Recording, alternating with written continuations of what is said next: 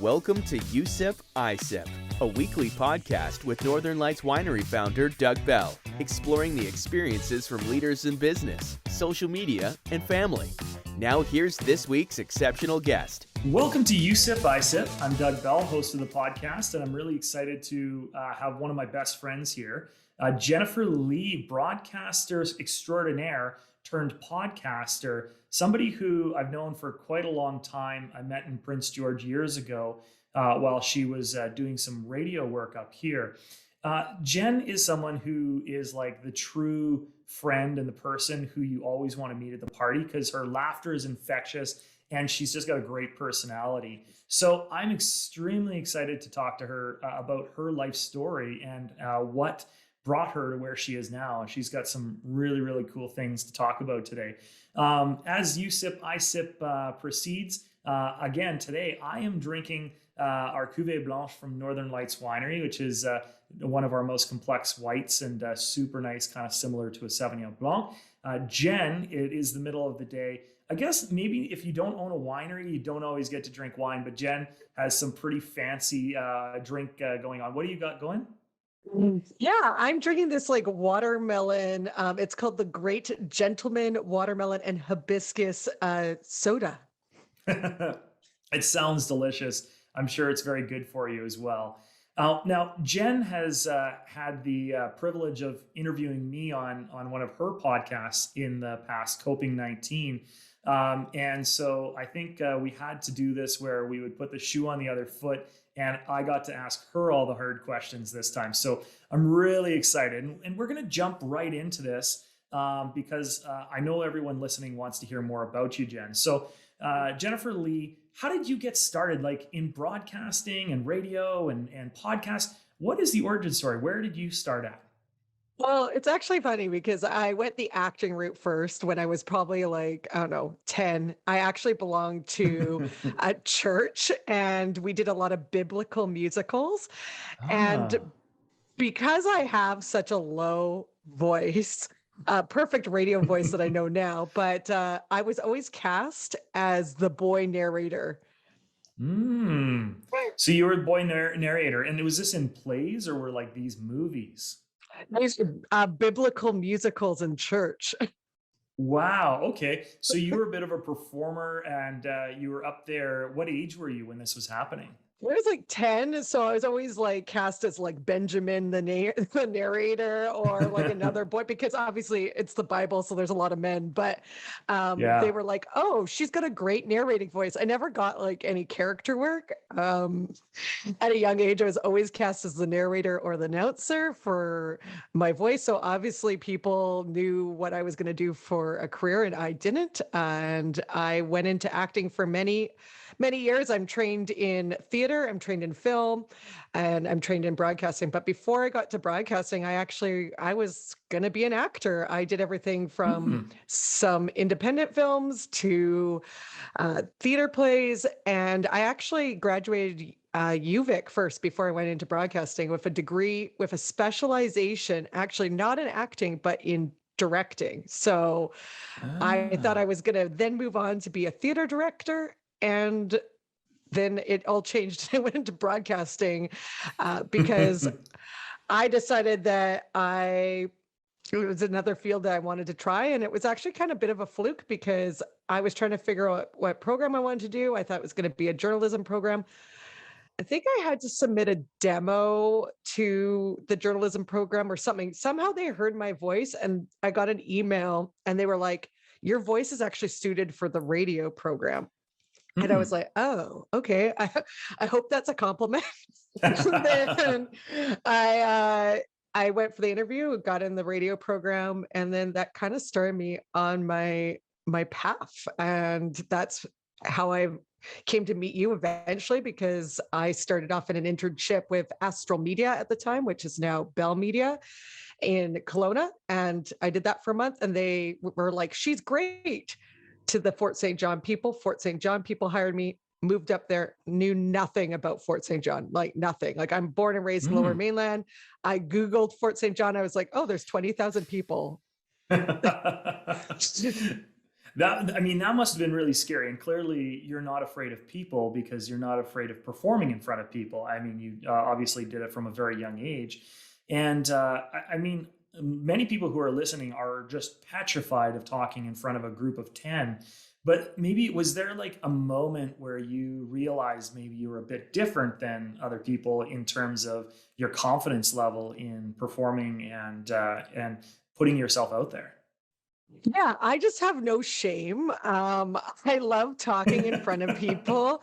I don't know. It's something that I didn't realize. It's funny because I didn't really realize this was, I guess, a skill that not everybody did until last year. I know that sounds weird because I've been doing it for such a long time, but I think because in the last 10 years, we've seen more people get YouTube channels, like anybody has gone, they don't necessarily need education. They go and they do different speaking engagements.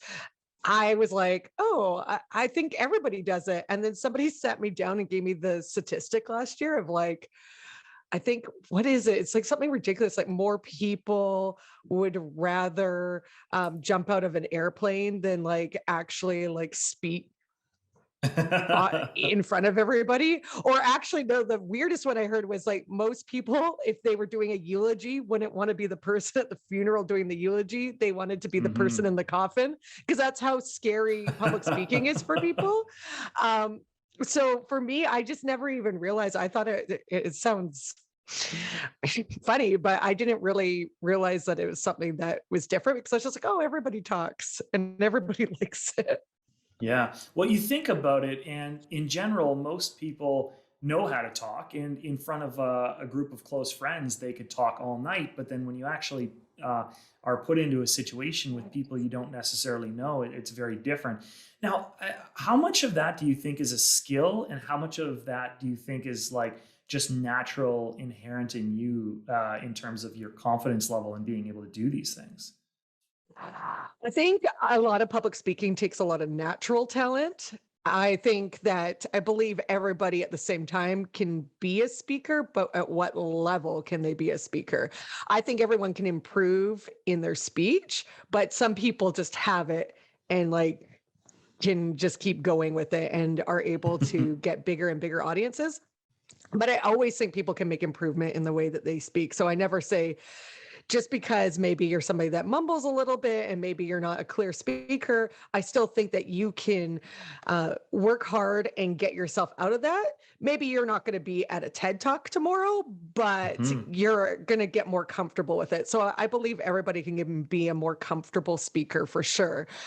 But I do think the people that we see go on to do it more as a career, I think it does take a bit of natural talent as well.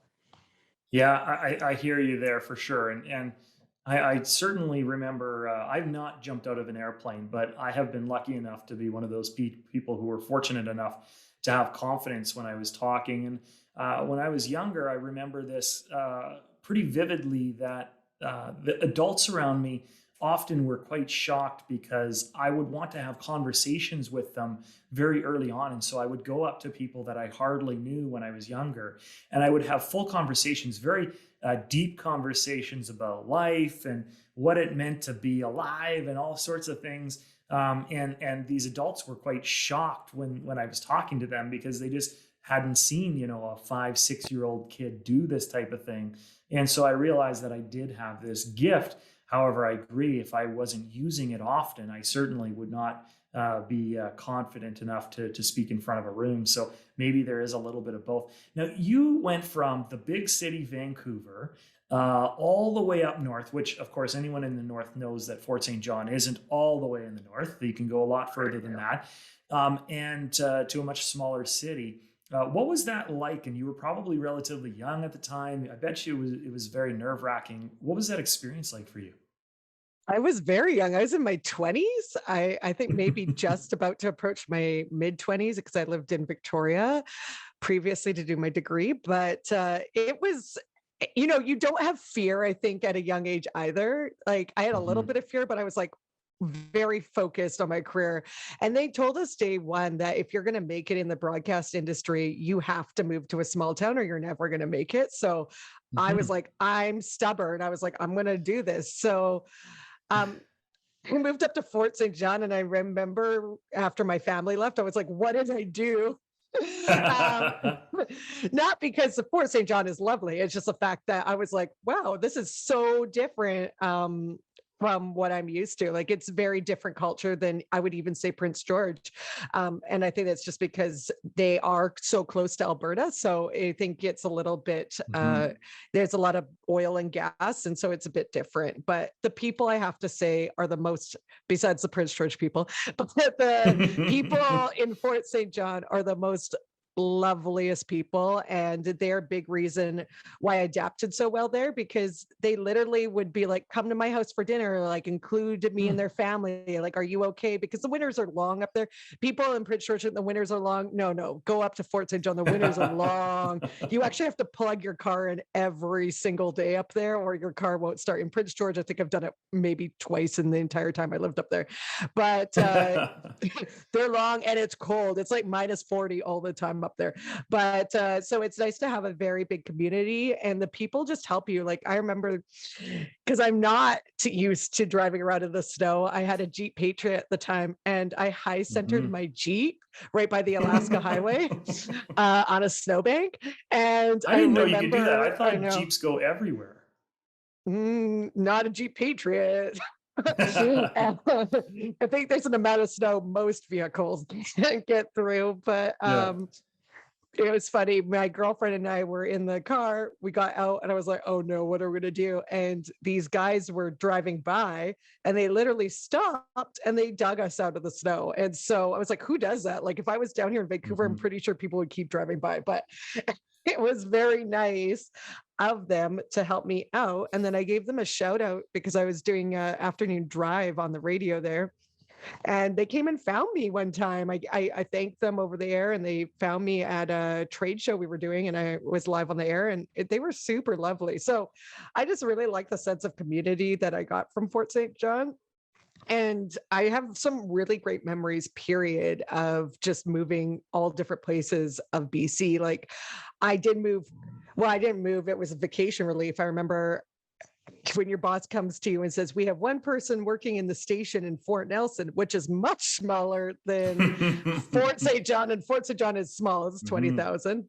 I think Fort Nelson is like, maybe, I might get this wrong, but it's definitely like way lower than 20,000.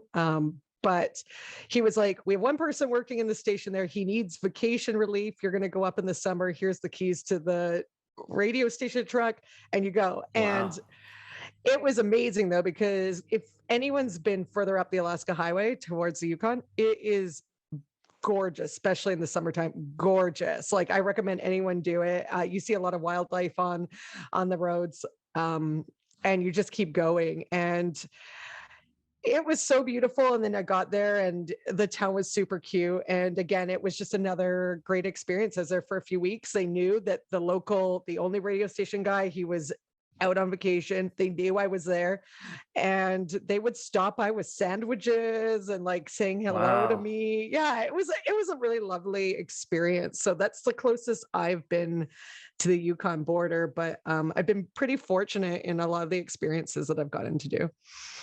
That's so neat. I mean, it's so nice to hear about the warm kind of community atmosphere that you get in Fort St. John, which I really understand is very similar across the north. And not to say that it isn't available in the larger cities, but when you get to these smaller centers, it seems like people are more concerned for each other. And in a lot of ways, they really know each other, because in a town that's a little smaller, you know a lot of the town, right? I mean, a very high percentage of the town. It's very hard to hide if you do drive by somebody who's stuck on the middle of the road there and don't help them out. So probably makes a lot of sense. So the traditional path of a broadcaster is to start in these smaller centers and then kind of work your way up in the population sizes. And your next stop was Prince George, is that right? Yeah, and that Prince George, for anyone out there, is considered a middle market because it is rated. So Fort St. John is a small market, it's not rated, and rating means that basically you got to figure out what station is number one, what show is number one, and then Mm-hmm. that usually helps determine like advertisers for stations. So the reason Prince George is a middle ground is because it's a rated station which gets you prepared. So if you go on towards a bigger city like Calgary, Edmonton, or Vancouver, or maybe even Toronto, they know that you're going to be prepared and you know how to put on a great show and be able to draw in listeners, which essentially will give you advertisers, which you need for the radio station to all work together. So Mm-hmm. I moved on to Prince George and again met great people like yourself and your wife, and have a lot of fond memories of Prince George. I always tell people, especially now in COVID, where people haven't been traveling out of the province much, I said in the summertime, I said, do yourself a favor. I said, you know, Victoria's lovely, Okanagan's lovely, but if you want to try something different, I said, go up to Prince George. I said, go up to Quesnel, check out Barkerville, because I said, there's a lot of places people don't realize. And I'm lucky you guys are there, and I've gone, I think, back at least once every year. Mm-hmm. And I like it. The summers are gorgeous. You get to do a lot if you're outdoorsy, you get to do a lot of things like Mm-hmm. kayaking, boating, hiking. So it's a great summer destination. And I tell people, I said, you need to try it out for yourself, because I think a lot of people pass by Prince George and don't realize what a great place it is. So I'm a very big Prince George advocate. When people ask me, I was like, go up there. Because BC in general, I like to say, I don't think there's a bad place in BC. There are so many great spots and everything is unique. And so we're really fortunate to be living in this province. And during COVID has been a great chance for people to explore Mm-hmm. and see all the different places and what BC has to offer, because there's a lot of great travel destinations and places to live Mm-hmm. as well. Yeah, it's so funny you said that, and one of the things I really admire about you, Jennifer, is that you are a connector of people, and you're not afraid to get yourself out there to meeting people. And you've been to a lot of places, whether you're talking about the island or Fort St. John or Prince George or within the greater Vancouver community. Whenever you get somewhere, you meet people really quickly, and not only that, but you actually connect multiple people. Of course, Jennifer was there at the very beginning when I met my wife, and I'm not sure if I met her exactly through you, but certainly you were a pivotal person in my life in terms of meeting my wife, who of course I've been married to for several years now, and we have a beautiful family. So I have to say thank you for that. But what would you tell people who are maybe moving to a new town in terms of the trials and tribulations you get when you go somewhere that you just don't know anyone in, or maybe you know a very limited number of people? How do you kind of make that your home when it hasn't been so in the past? Well, I could give two pieces of advice here. And first, go with an open mind. Go with an open mind. Don't listen to what other people say about the town, or let that affect you when you leave. Don't let people be like, "Oh, you're going up there." Just go and experience it for yourself. You're obviously going for a certain reason. So go for that reason, and really be open to it. And the second one is, I made a really early decision when I moved to Fort St. John, because I was quite nervous. It was the first time, like, yeah, I moved to the island, but it's a bit different. You're in university, you have a lot of people around your age group.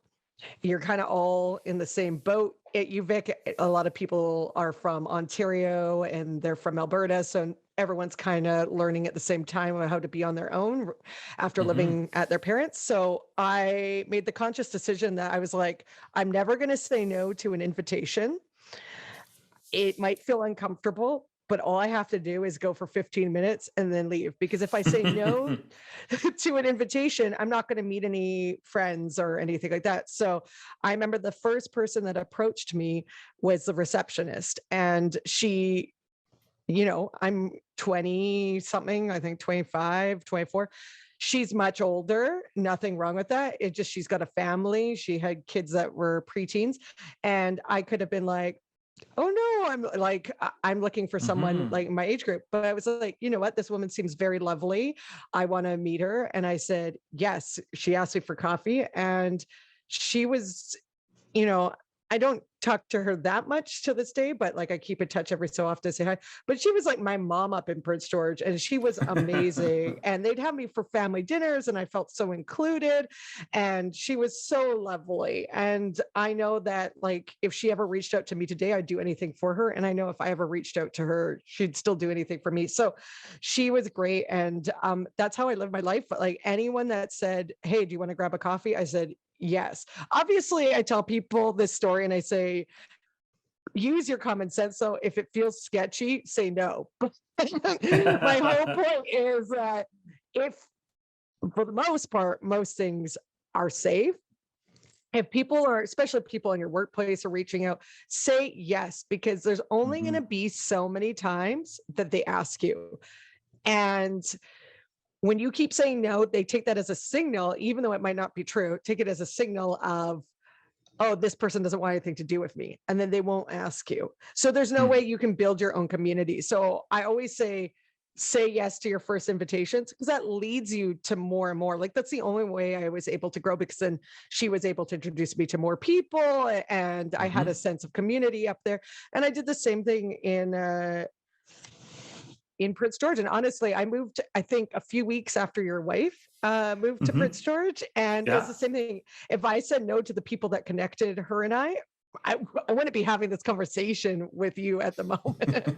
Well, I did meet you separately, but also that person, if I said no to that person that brought us to that restaurant that night, I wouldn't meet you. So it's just, you got to be really open to meeting people, and it might feel uncomfortable. But like I said, it's like, have a 15-minute coffee. If you don't like that person, you can peace out. But most of the time you'll surprise yourself. And then also you'll look at the clock and you'll be like, oh, wow, that was like an hour. So it's just pushing yourself out of your comfort zone. Yeah. I have, not been to as many places as you. As a matter of fact, Prince George, I've been living here for a long, long time. And so I don't have that experience of trying to break into a new community and get a new circle around me.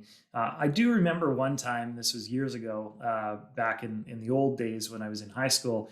I went from one high school to another, and I didn't know anybody at the next high school. And I remember walking in the first day and saying, I have to be me, but I actually have to be almost a little more than me to be able to work my way into these social circles. So I remember walking in, I said, I'm just going to smile at everybody I see for the first week and a half that I'm in this school. And if they smile back, I'm just going to engage in a conversation or a nice hello or something like that. And hopefully that will, drive some connections that will eventually turn into friendships.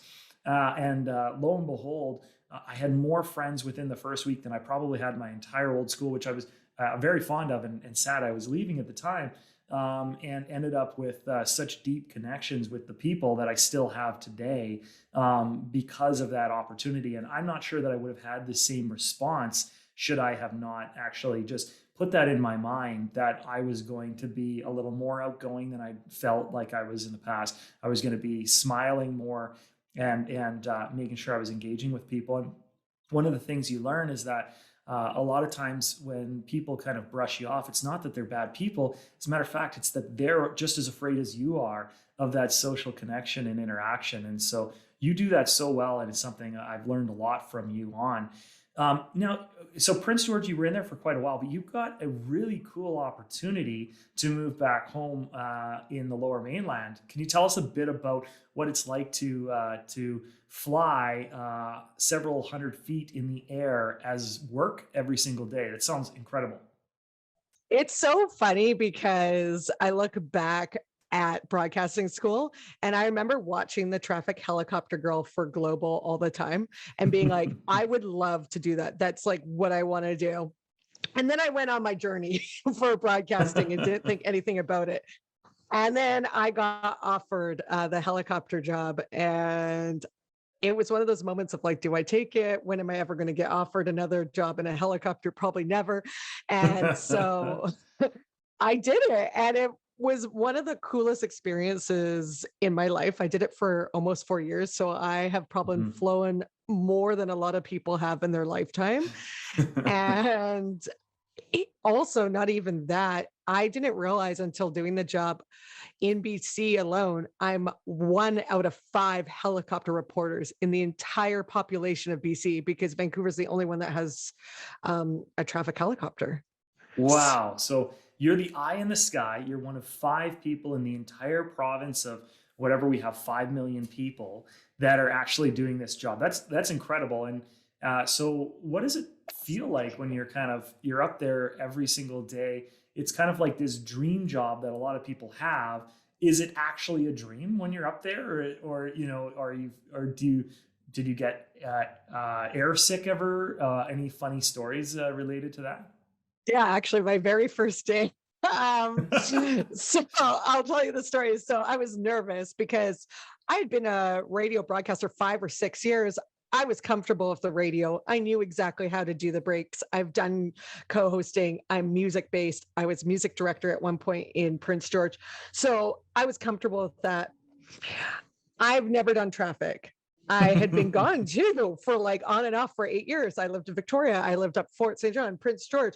So did I know anything about how the road? There was a lot of infrastructure that went in while I was living up where you guys are. Like I think what was the big one? Highway 17, which is this new. It's not that new now, but it's a massive highway that goes all the way into Surrey to Tawasin. That wasn't there when I grew up. So learning, I came back first and been like, oh, okay, things changed. I have no clue. Like, I don't even, like, I had to drive around with my dad before I started the first day of work because I was like, I don't even know half these roads anymore. And I think the Oh Portman no. Bridge changed. And so I got to the job. And so my boss was like, meet me at 10 in the morning. My shift didn't start till like 1 because it was afternoon drive. And she's like, I'll train you. I'm like, okay. I get there and they're like, this is the helicopter. And they're like, it's the size of a Volkswagen Beetle, which is not very big. And they're like, you sit in the front seat because you're radio. And the girl that does global, her name is Trish. She'll be in the back seat. And you guys are going to go up and do reports. Okay. Awesome. I thought maybe like I'd ease into it. And then she's like, we're going to go in the helicopter and show you what it looks like from the air. So me and my boss go up. It's so cool. My first trip up was amazing. I was kind of like, oh my God, this is a job. And then we landed and I got in and meet Trish. And then my boss is like, oh, it's like a minute to your first report. And I said, what? A minute to my first report ever. Reminder, I've never done traffic. I'm not a traffic reporter. And she like literally threw the script up. It was like cracked my mic open. It was like, talk.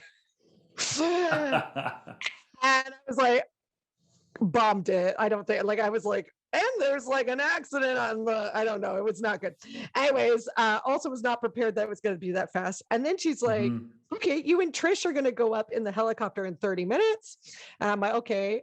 And she's like, you're going to report live up there. And I'm like, I've never done traffic. And now I got to go up there and try to come up with what traffic is. And so I get in the helicopter. It's kind of a bit of a cloudy day. Trish is so lovely to this day. We're really good friends. She's like, don't panic. I'll tell you what to say. And you just copy it until you learn. And oh my God, we went up there. It started to rain a bit. I'm like looking at my sheet the entire time. I never look out the window at all, which is not good because I'm so nervous and I'm trying to make it right. And then we're landing after our shift and I'm doing my last report and I haven't looked up this whole time, not feeling great, definitely car sick. And we land. And because I've ate nothing all day because I was nervous, we have air sick bags, which is awesome. I grab an air sick bag and I dry heave into the bag as we're landing. That was my first shift. And then I remember the pilot, who was this cute young little pilot from Italy. And he comes into the hangar and he's like, Next time, make sure you look up when we're landing. And I was like, oh, thank you. I'm so embarrassed that I dry heaved in front of my new coworkers. And yeah, but that is how I got into being a traffic helicopter reporter. I'm sure it wasn't the first person that they saw do that, and it won't be the last. But that is such an exciting job. But now you're doing JPod creations, and so you are training people how to do their own podcasts, and of course, you've definitely had a little hand in helping us out get this one started out. So I'd like to hear a little bit about how you decided to move from broadcasting, from your dream job of the eye in the sky and in the helicopter, and now you're actually sitting on the ground helping other people broadcast their messages. Yeah, I don't have as nice a view as I used to, but it happens. But the helicopter time was probably the most amazing time in my life, and I'm really glad that I did it, and it's something that I will carry as a memory forever, and I have a lot of photos, so it's something that I definitely don't regret. How I got into podcasting, it's funny, I tell people this story too, is like dating myself now, but 11 years ago when I went into broadcasting, we learned about podcasting, but it wasn't obviously where it is today. And back then, to add your podcast to iTunes was very difficult. You had to use a bit of code, and they used it on our test of like, what kind of code do you use to like put it in and like submit and everything. And then I remember you had to wait for iTunes to like write you back if it like got in. And I remember doing this, and we were all frustrated and trying to figure it out. And I was like, oh, why are we going to do this? Podcasting's never going to last. Obviously, I don't don't trust me. Don't trust me. Now well, the listeners are proving you wrong right now. Yeah. Well, in my defense, podcast platforms are a lot easier now, like because of Buzzsprout. I don't know which one you use, Buzzsprout, Podbean, Anchor. It makes life so simple. So whoever made those programs are amazing, because it's like click here and it shoots to Spotify and Apple. So if I had that way of putting up the podcast back then, I'm sure that I would have loved it as well. But it evolves. Everything evolves. So it's great. So I got into podcasting because when COVID hit, I had already left the helicopter job probably a year prior, but I was trying to figure out my next move in broadcasting. And when COVID hit and everyone was getting moved home, I was like, what am I going to do? So I was like, I'm going to put together a podcast because I'm tired of hearing all the negative news about COVID and businesses. I have a lot of friends like yourself that own businesses. So it's like, I definitely have a lot of guests that I can utilize. And while I'm sitting here all day long, I might as well do something. And I was also getting tired of, I had a lot of people always ask me when I was trying to figure out my next step in my career, because I was currently doing marketing for a construction company. And people were like, well, what do you do? And I was like, well, I've been on the radio. And people were like, oh, okay. So I was like, I'm going to show everybody what I can do. So I can just be like, when they're like, what do you do in broadcasting? I'd be like, go listen here. So that is why I made my podcast. And then the pandemic moved along, and someone from the Home Builders Association of Vancouver heard my podcast, and my family company belongs to the Home Builders Association, and knew of me, knew I was a broadcaster because I was doing some marketing stuff for them at one point for the construction company.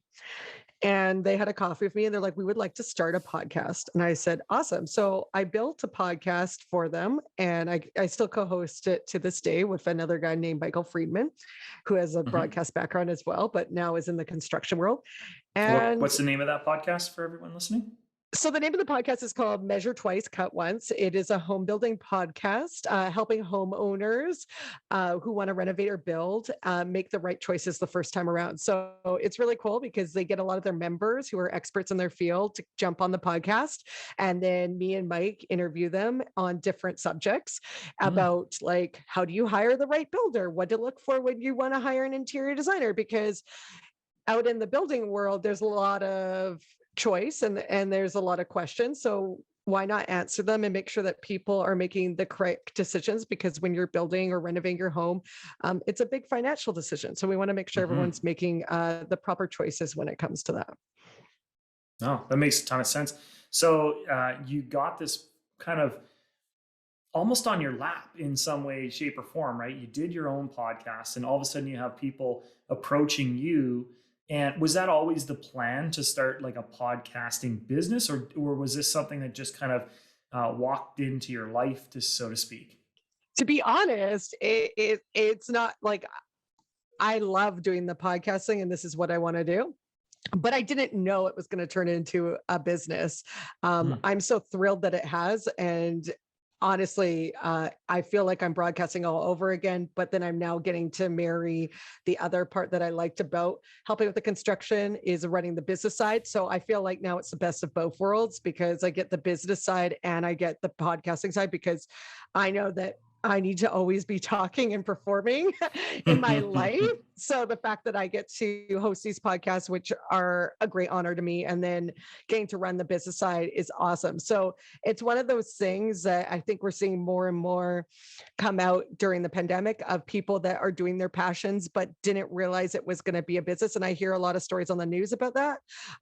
I love broadcasting and I was trying to always figure out what was the next step in it. And the pandemic, how hard has it been for, like I'm not going to say it's been super easy, but for anyone, but the podcast came out of it. And I'm hearing that from so many people of their businesses. And like, I know a lot of consultants that were doing a job and then all of a sudden they started doing a little bit of consulting here and there or some marketing stuff. And now they have their own business and it's thriving. So I think the pandemic was good for so many people because it really made you think kind of what your passion is. And I think a lot of us were surprised when we rolled our passion out and then did it as a business. Like for me, when I started the podcast, the reason I started is because I'm passionate about speaking. I'm passionate about being on the microphone and I love business. That's why I did an entrepreneurial podcast because I love listening to you or listening to other people that own a business. And I really thrive on that because I always like hearing how people are pivoting in different ways in a positive manner.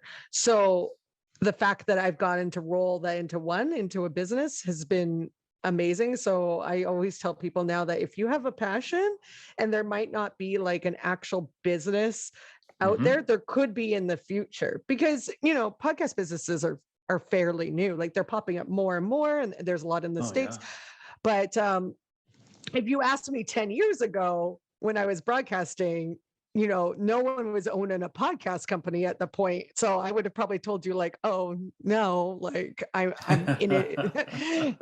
like you just don't know. So I think again, just being open to all the possibilities is really important in life and just accepting anything that comes your way, because if you're truly passionate about something, it will work. And I don't think I understood that for the longest time because everybody, and maybe you even told me this too, and I should listen to you. And everybody kept telling me like it was going to work out. I was like, I'm like, if I hear this one more time, but it honestly is true. And I tell everyone that it says it will work out if you put the work in and you want it to work out. And if you're heading down the right path. If somebody told me to do this 4 years earlier, I would have loved that. Would I have learned all the lessons that I have leading up to this point? Probably not. But again, it's just being directed in the right path because I had really good friends like yourself and other good mentors that did help me. Even though I was doing the podcast myself, they pointed me in the right direction because a few of you afterwards was like, why aren't you taking this and moving it? So it's having those right people in your life. It's being passionate about what you do and kind of connecting the dots to everything. Yeah, well, you come from a family of entrepreneurs, right? I mean, your brother's an entrepreneur, your dad's an entrepreneur. I'm sure that you know a lot of entrepreneurs, and part of that is because you attract the personality around you of people who think like that. You're also a significant thought leader in the broadcasting space as well as in the podcasting space, and I think that maybe you don't always give yourself enough credit, but you're on the cutting edge, the leading edge of an industry that, despite the fact that there is a growing number of podcasts out there, it is still a very new industry, and there's so much people don't understand about it.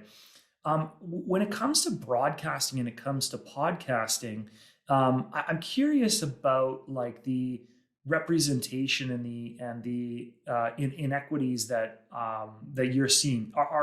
Is there an opportunity for this industry that's so new to kind of lead the way in terms of providing more opportunity for people of all different backgrounds and ethnicities and diverse people to be able to come in and really showcase their talents, male, female, all across the board?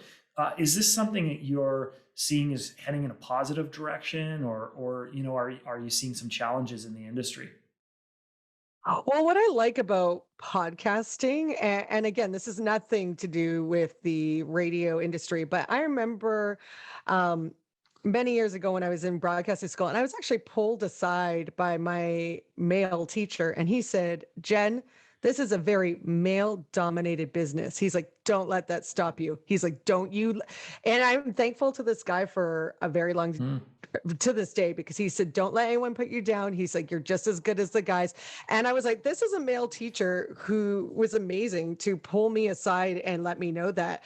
And, obviously it's changed in the last few years, but I think a lot of maybe the older guard is still quite a bit male dominated. I'd have to check, Hmm. obviously, different areas. So the nice thing about podcasting is I'm seeing a lot more women Mm. do podcasts. And I think it's just, I don't know why. I don't know if it's just because it's a little bit more accessible and a lot of people can do this uh, as a hobby too. Like anyone can like have their own show. Like you just have to have a mic or whatever and something to say, Hmm. and you can try it out. Like there's no stopping you when you are working for a radio company. It's essentially it's like the it's show business, right?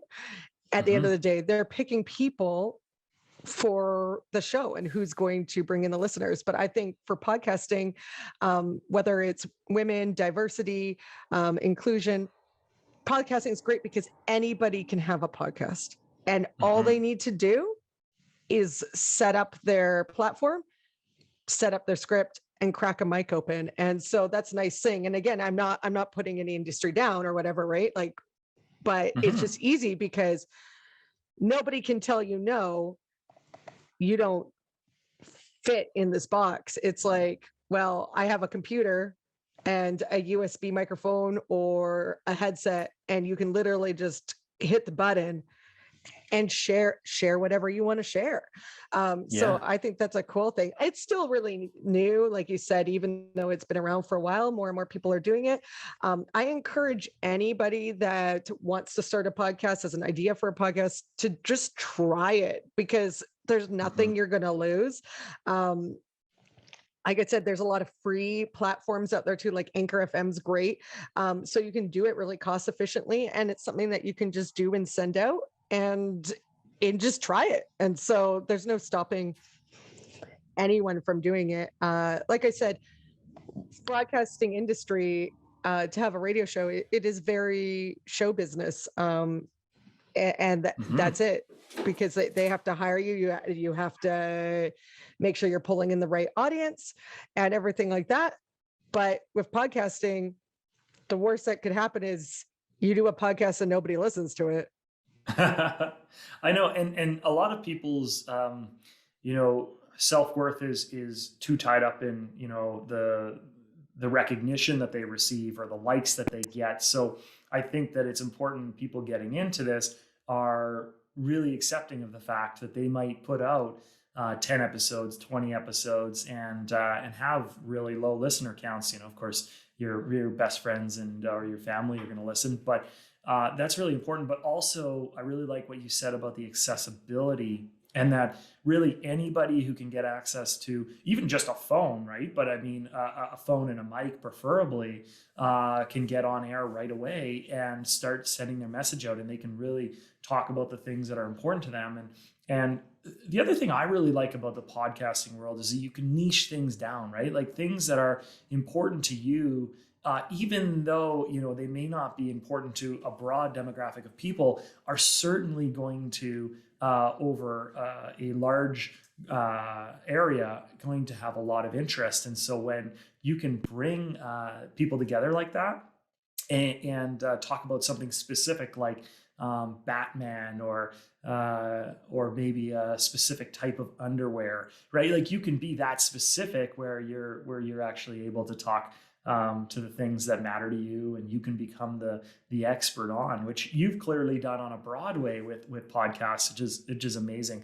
Now, when you are working with your clients, I bet you've heard some pretty outrageous podcast ideas, right? Like different things that people have said, I'd love to do a podcast on this, or, I'd love it to look like this or feel like this. Are there any stories you could share with us about some of the clients or prospective clients that they've had some ideas that maybe no one would have thought of? And of course, you got to protect their intellectual rights. But is there any fun stories about meeting with clients and doing that kind of work for them? There's one I've been working on with a friend in the last bit. We've kind of done one thing for it, but again, it's logistics. But we want to do a ride cast for a bike company, but like podcast while you're biking. But there's a few issues with this. Anyone that's edited a podcast will be like, oh, that sounds dangerous, because you'd be breathing heavy while biking. There'd be a lot of like air going through the microphone, which would not be awesome. So I feel like if we can figure out a way to do it, I think it'd be pretty fun. But also too, I'm pretty winded while biking, so I don't know if I could be able to host a biking podcast. But I do think that would be a great idea to explore for sure. Yeah, absolutely. I think I'm going to stick to the drinking wine while podcasting, but biking or running or doing something else while podcasting sounds incredibly fun. Jen, you've got this really cool company, JPod Creations. You're, I know, very busy and probably growing. Is there any big plans or projects or things that you're coming up with in the next year or so that you'd like to share with us today? I'm trying to think what I can share with you. Hold on. I'm just growing. I'm just expanding, I guess. I'm helping a lot of different businesses in the construction space, in the university, college space, medical space, really just help define their business. And I currently, again, hosting the Home Builders podcast, Measure Twice, Cut Once. And we've got season 3 and season 4 rolling right now. So season 3 will be launched pretty soon here, and season 4 will be launched in the fall, but we're doing something special for that, which I'll share at a later date. But we're kind of coming up with different ideas. So it's really exciting. I'm just really lucky. Like I said, I'm grateful to everybody in my life to have pushed me this way, and that I'm able to broadcast and do what I love, which is be on the microphone and help people. I love helping businesses figure out different ways to do content and add value to their company. So that's what I'm doing with all my current clients right now. And it's fun. And I think I told one of the clients, because he's doing a solo podcast, and I went and spent a few hours while he sat on one side and I sat on the other, and he was talking the microphone, and I was just coaching him.